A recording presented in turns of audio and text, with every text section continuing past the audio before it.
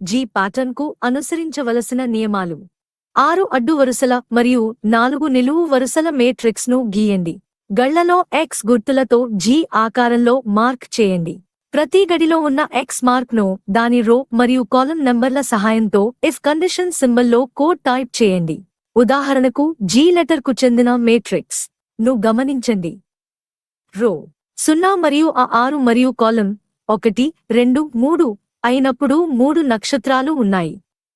రో 1, 4, 5 మరియు కాలమ్ 0, 4 అయినప్పుడు 2 నక్షత్రాలు ఉన్నాయి. రో 2 మరియు కాలమ్ 0 అయినప్పుడు 1 నక్షత్రం ఉంది. రో 3 మరియు కాలమ్ 0, 2, 3, 4 అయినప్పుడు 4 నక్షత్రాలు ఉన్నాయి. ప్రోగ్రామ్ ఎగ్జిక్యూట్ అయ్యేటప్పుడు ప్రోగ్రామ్ పాయింటర్ పై నుంచి క్రిందకు, ఎడమ నుంచి కుడికి మూవ్ అవుతుంది. అడ్డ వరుసలను నియంత్రించడానికి ఒక ఔటర్ లూప్ను, నిలువు వరుసలను నియంత్రించడానికి ఒక ఇన్నర్ లూప్ను ఉపయోగించాలి. ఒక లూప్లో మరొక లూప్ను ఉంచాలి. ఈ ఏర్పాటును నెస్టెడ్ లూప్ అంటాము. ఎక్కడ X ను ముద్రించాలి, ఎక్కడ వద్దు అన్నదానిని ఇఫ్ కండిషన్ క్లాజ్ లో వ్రాస్తాము. ఇఫ్ సింబల్లో ట్రూ వైపు అవుట్పుట్ సింబల్లో X మరియు ఒక క్యారెక్టర్ స్పేస్ ను డబుల్ కొటేషన్ మధ్యన ఉంచాలి. అలాగే ఇఫ్ సింబల్లో ఫాల్స్ వైపు అవుట్పుట్ సింబల్లో 2 క్యారెక్టర్ల స్పేస్ ను డబుల్ కొటేషన్ మార్క్స్ మధ్య ఉంచాలి. అవుట్పుట్ సింబల్లో ఉన్న నెక్స్ట్ లైన్ బాక్స్ ను అన్టిక్ చేయాలి. ఇప్పుడు ప్రోగ్రామ్ను రన్ చేస్తే ప్రతి రోలో ఏ కాలంలో X ను ప్రింట్ చేయాలి, ఎక్కడ ప్రింట్ చేయకూడదు అన్నది ఇఫ్ క్లాజ్ కండిషన్ బట్టి మారుతుంది. ఇదే పద్ధతిని ఏ అక్షరానికి అయినా, ఏ గురుతుకైనా అనుసరించి చాలా సులువుగా వాటిని ముద్రించే ప్రోగ్రామ్స్ ను వ్రాయవచ్చు. మరింత సమాచారం కోసం, వివరణ కోసం డిస్క్రిప్షన్లో ఇచ్చిన వీడియో లింకులపై క్లిక్ చేయండి. ప్రోగ్రాంలోని వివిధ అంశాల వివరణ. Program, pattern, basic model. Program 9 సంఖ్య ఆధారంగా ప్యాటర్న్ మోడల్ను ప్రింట్ చేస్తుంది. మొదట రో మరియు కాలమ్లను ప్రింట్ చేస్తుంది. తరువాత వాటిని అనుసరించి ఓను ప్రింట్ చేస్తుంది. యూజర్ డిఫైన్ ఫంక్షన్స్ ద్వారా లెటర్స్ G, R, P అనే ఆల్ఫాబెట్స్ ను ప్రింట్ చేస్తుంది. ప్రోగ్రామ్ దేనికోసం అనే విషయాన్ని ఆబ్జెక్ట్ డివిజన్లో ని అవుట్పుట్ సింబల్లో ఎంటర్ చేశాము. ఇన్పుట్ డివిజన్లో 9 అంకెను స్టోర్ చేయడానికి ఒక వేరియబుల్ కావాలి. దీనికోసం ఇన్పుట్ డివిజన్లో నమ్ అనే ఇంటీజర్ వేరియబుల్ను డిక్లేర్ చేశాము. ఒక అవుట్పుట్ సింబల్ను 9 గళ్ల మేట్రిక్స్ అనేది ప్రింట్ చేయడం కోసం వాడాము. రెండో అవుట్పుట్ సింబల్ని ఒక లైన్ గ్యాప్ కోసం ఉపయోగించాము. అసైన్ సింబల్ ద్వారా 9ని నమ్ అనే వేరియబుల్లో స్టోర్ చేశాము.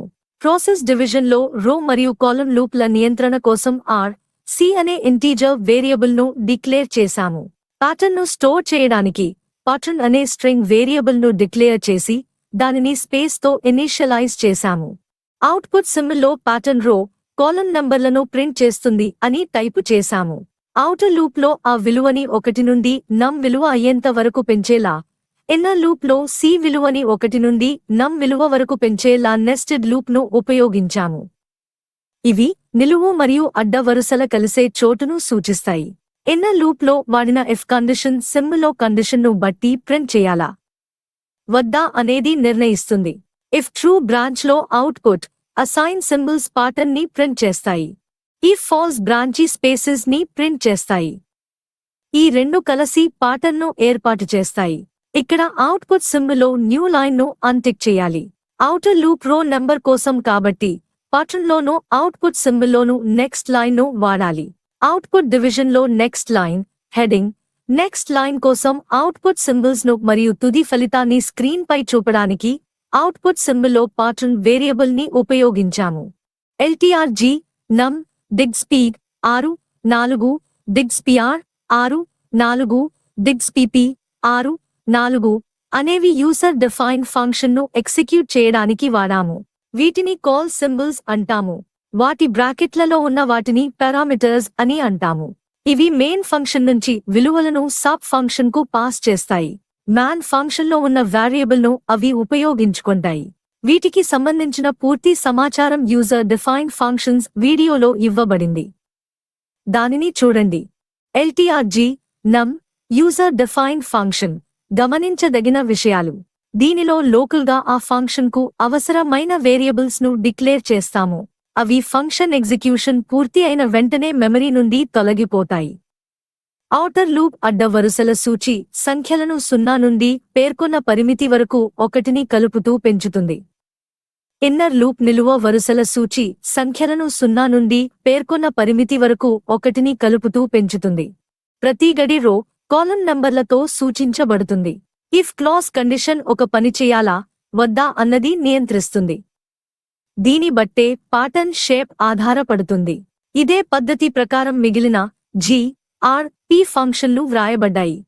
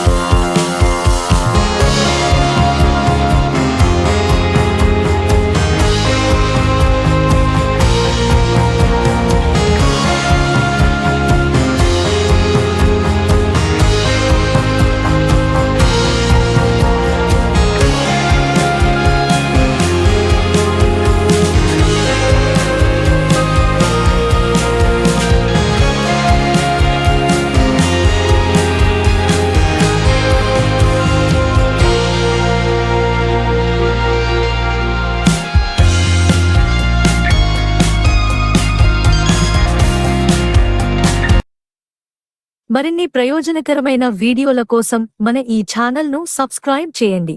ఈ వీడియో ద్వారా మీరు క్రొత్త విషయాలను నేర్చుకుంటే మీ మిత్రులకు, బంధువులకు వీడియోను షేర్ చేయండి.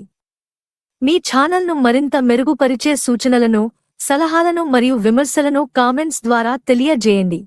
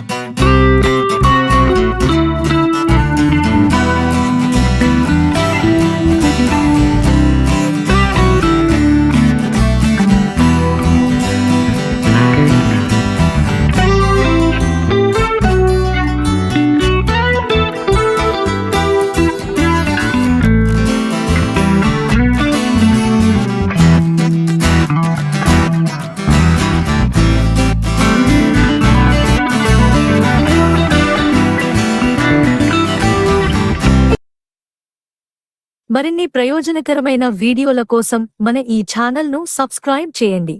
ఈ వీడియో ద్వారా మీరు క్రొత్త విషయాలను నేర్చుకుంటే మీ మిత్రులకు, బంధువులకు వీడియోను షేర్ చేయండి. మీ ఛానల్ను మరింత మెరుగుపరిచే సూచనలను, సలహాలను మరియు విమర్శలను కామెంట్స్ ద్వారా తెలియజేయండి.